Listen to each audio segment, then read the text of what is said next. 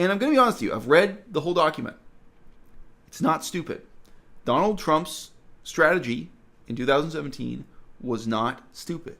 It is just impossible. Stupid and impossible are two separate things. Fully 20 years ago, in the year 2000, who ruled Afghanistan? The correct answer is, of course, the Taliban.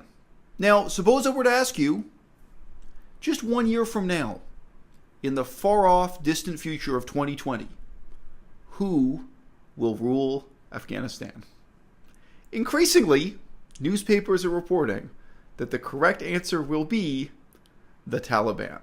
And for some of us, after more than $1 trillion in military expenditure over 18 years of constant warfare, that may be a very difficult answer to accept. Now, to really tell this story, I've got to go back to the beginning. And I don't mean the year 2001, and I don't mean the 1970s. No. Let's go all the way back to August 21st, 2017. August 21st, 2017 was the day that Donald Trump announced on his own website, oh yes, and let's not forget Twitter, quote, "Our troops will fight to win. From now on, victory will have a clear definition. Attacking our enemies, obliterating ISIS, crushing Al-Qaeda, preventing the Taliban from taking over Afghanistan, and stopping mass terror attacks. Someday, after an effective military effort, perhaps it will be possible to have a political settlement that includes elements of the Taliban in Afghanistan. We are not nation building again, period. We are killing terrorists." Close quote. And notice here the way CNN put a headline on that. Trump declares U.S. will win. The United States will, quote unquote, win in Afghanistan, but gives few details. So the level of cynicism that had set in by the year 2017 in reporting this. Now, it's not really so much that this strategy declares that the United States will win. It's really sort of addressed to a hypothetical parallel universe in which the United States already had won. If you think about the wording there, it's possible that, after an effective military effort, possibly they'll let in elements of the Taliban to rule. Let's just take a quick look at a map here. According to most sources, the Taliban now occupies more territory in Afghanistan than they have at any point since the year 2004. A few sources go further and claim that the Taliban actually controls more territory within Afghanistan now than they did in the year 2001. I don't know how reliable that is. The Taliban aren't just winning. The Taliban have won. Full stop, period. And that's what this map shows. So it's not the case that in engaging in negotiations today, Donald Trump is negotiating from a position of power. He is negotiating over the evacuation of United States troops after they have been defeated. And most of Trump's strategy, and actually even most of the expert opinion in the press, as we're going to see, is instead addressed to this very peculiar parallel universe. Let's just briefly glance over these headlines. I know this is shallow, guys, but it gives you a sense. These are massacres and victories that the Taliban accomplished during the negotiations with Donald Trump in just the last couple of weeks. American soldiers killed during Afghan operation. That's one way to describe it. This took place March 22nd as the U.S. holds talks with Taliban to end the war. Taliban haven't just won, they're continuing to score more victories. Oh yes, and they're not just battlefield victories, they're not just combat victories. This headline from March 23rd is in effect a terrorist attack carried out by the Taliban against Afghan people at the Farmers' Day event in Helmand province. So that also is going on unchecked. March 30th, explosion, Taliban attacks killed dozens across Afghanistan. At least 25 Afghan security forces killed in separate attacks. Also, a terrorist attack killing students there. Afghan vice president narrowly escapes Taliban attack, March 31st. These stories are actually bigger in scale. Taliban encircles government compound, kills dozens. They killed 32 soldiers and policemen within 48 hours in that assault. As I recall, yes, and this other attack, you get to see on the map here where they're distributed geographically.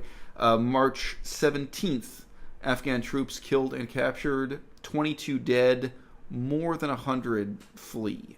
So, again, let's just look at the map, and let's consider the geopolitical context, the military reality of the context that Donald Trump is negotiating from. So, look, guys, things have changed. Things have changed. The policy statement made by Donald Trump way back in August of 2017, that set out a strategy. And I'm going to be honest with you, I've read the whole document. It's not stupid. Donald Trump's strategy in 2017 was not stupid. It is just impossible. Stupid and impossible are two separate things. 2017 plan, in sum, was 1. Fewer troops. 2. More victory. 3. Leave without nation building. 4. Kill all the terrorists. And 5, paradoxically, compromise with the Taliban. Just quote unquote, make a deal.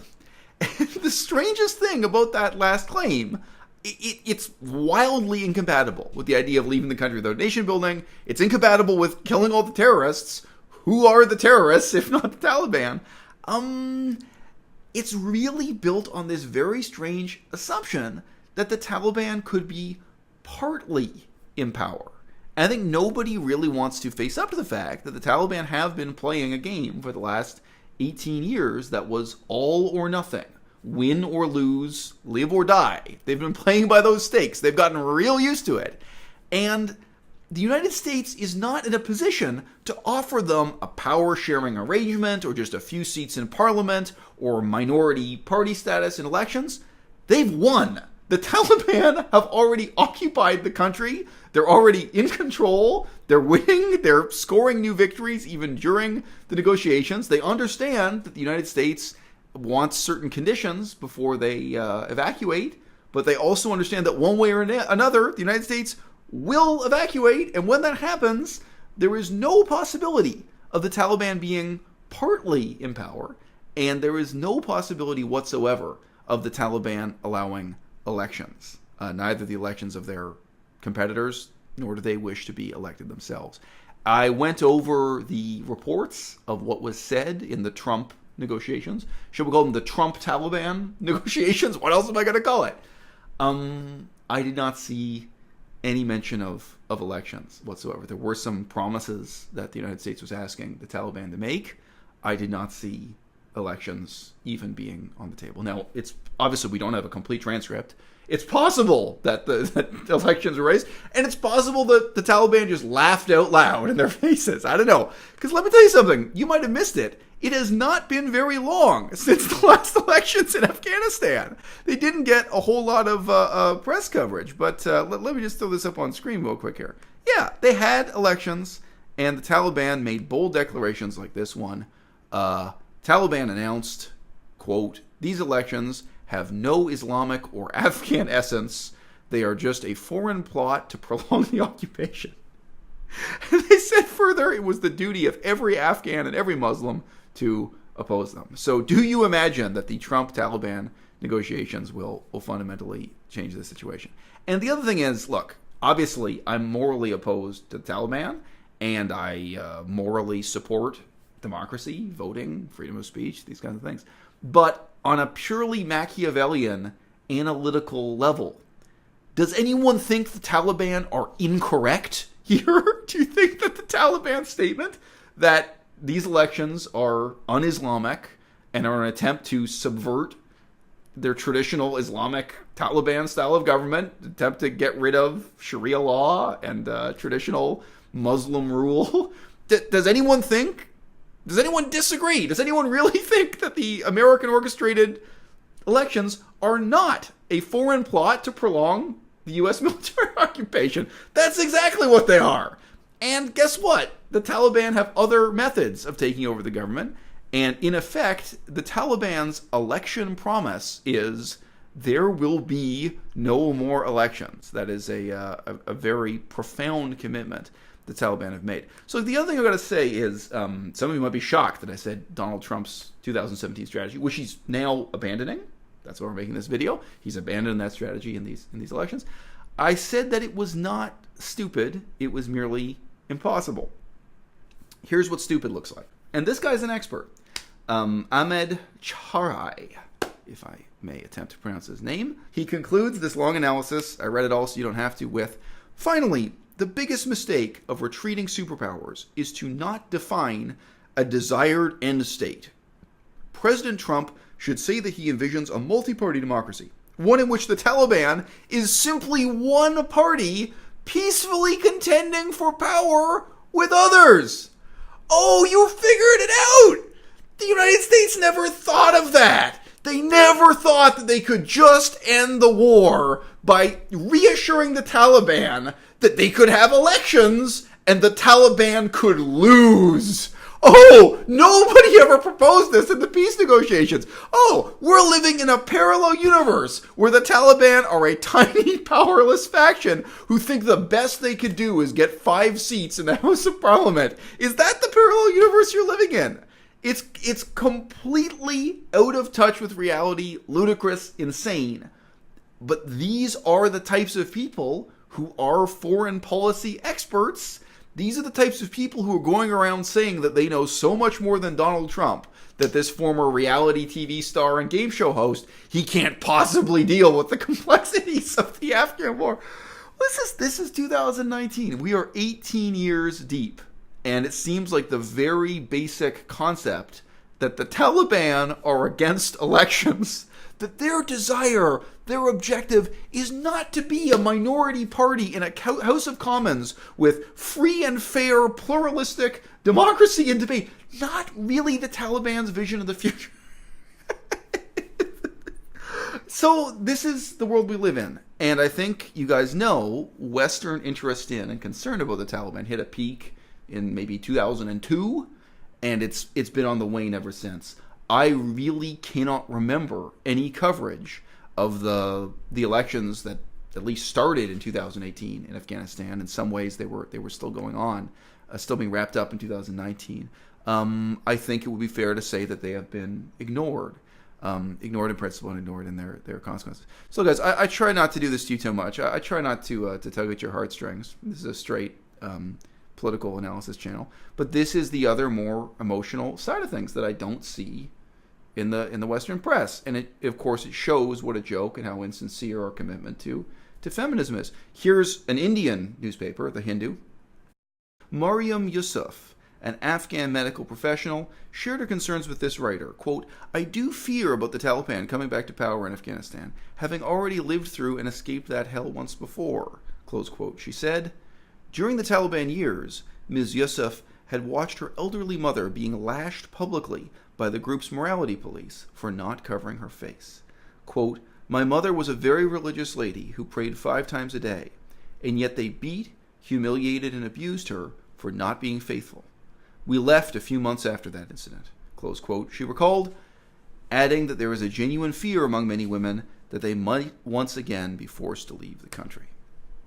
Agreeing with Ms. Hamidi, Ms. Yusuf added that she does foresee a stronger resistance from Afghans were the Taliban to return. Quote, "The thing that makes me optimistic is that the whole country is more aware and connected. People know about their basic rights. Women and youth know about the rights they deserve and are willing to fight for it." It's tragic. The optimism, the false hope is tragic. Guess what? Obama was elected on hope. $1 trillion US, 18 years of warfare from what's regarded as the world's most professional and effective military. You're willing to fight for it. Oh, really? The U.S. Marine Corps was willing to fight for it, and they lost. It's touching. It's genuinely touching to imagine that the women of Afghanistan who value the right to vote are now going to stand up and fight for it against the Taliban. U.S. Marine Corps lost. The U.S. Marine Corps is packing up and going home. You don't stand a chance. The best you can do is run And anyone who looks at a map will tell you it's not real easy to say where it is you can run to. The consequences of these foreign policy choices are deadly serious. And the other one we haven't touched on this channel much yet is what's going to happen to the Kurds now that Trump is packing up and ending U.S. Foreign policy support for independent Kurdistan, however you want to put it. These things have a real price in blood. I can think of a lot of ways in the United States to spend $1 trillion. I can think of a lot of ways for them to even spend $1 trillion in Afghanistan to have better outcomes than this. But nobody asked me. And you know who they asked. You know under the George W. Bush presidency. You know who was in the room. Who was in the brains trust? Who was doing the brainstorms? Who was standing there in front of the whiteboard? Well, I can think of about 3 options here, and 2 of them are the atom bomb. So I close this quotation. Even if the Taliban comes to power, it will face a lot of resistance. It will not be easy for it to control Afghans. We will see. But the loss of the female right to vote is only one side of the story. There's also the loss of everyone's right to vote because the Taliban do not tolerate elections. At all levels of the press, including fairly elite political analysis, I see 2 different types of spin being put on the story, and I think they're mostly just pandering to the audience, trying to make this into a feel-good story instead of a feel-bad story. I think we can all agree this video you've just sat through is unbearably grim. Wouldn't it be nice if someone could put a spin on it? I don't know, some kind of happy ending. But there is really no happy ending to be found. One type of spin is this suggestion that what's happening now in Afghanistan is a perfect parallel to what happened at the end of the Vietnam War. And I think this is an attempt to make the audience feel good about themselves because this has been bandied about as a sort of truism since September 11th, 2001, that if America invaded Afghanistan, it would just be like Vietnam all over again. So a lot of people get to sit back and feel sort of proud of themselves and say, oh, I told you so. I've been saying it since 2001. It would just be like Vietnam all over again. And the worst aspect of that attitude of all, in my opinion, is that it reveals the extent to which Americans are not merely kidding themselves about what's happening today in Afghanistan, but also the extent to which they're still lying to themselves about how and why the Vietnam War ended when it did, what happened militarily and geopolitically at the end of the Vietnam War. I've written a long article about this. I know that nobody is going to click on the link below this video to go and read that article, but let me tell you something. There's a real sense in which the Vietnam War didn't end. The Vietnam War simply turned into the Cambodian War. What had been a struggle of the CIA against the Vietnamese became instead a struggle of the CIA, the Chinese, and Pol Pot, the Cambodians, all working together against the Vietnamese. So there's a very real sense in which the Vietnam War didn't end.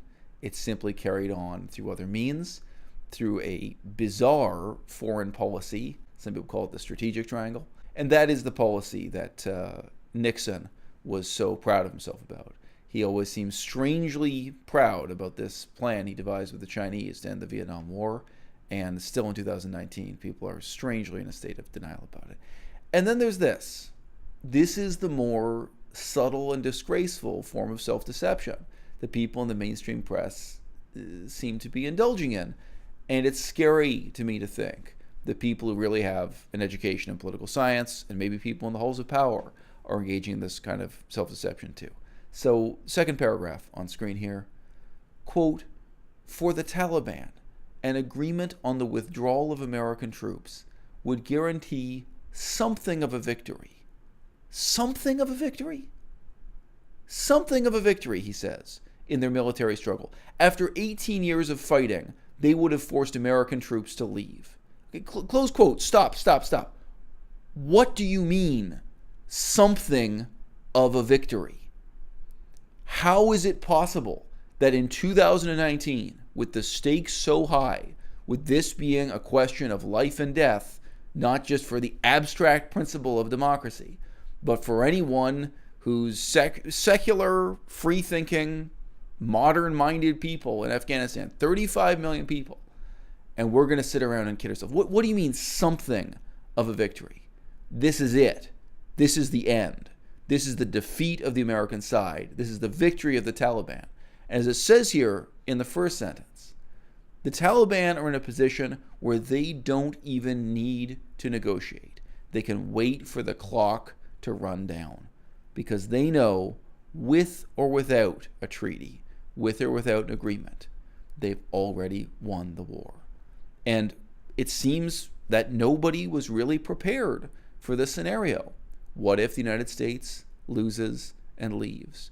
And so we're still at this first step of asking this question. What happens next? What happens now? Not when the Taliban have had something of a victory. When they have, against all odds, against a $1 trillion military budget, when they have, in fact, won. I mean, really, people like to disrespect my crew, but the fact is that you know my name and I don't know you.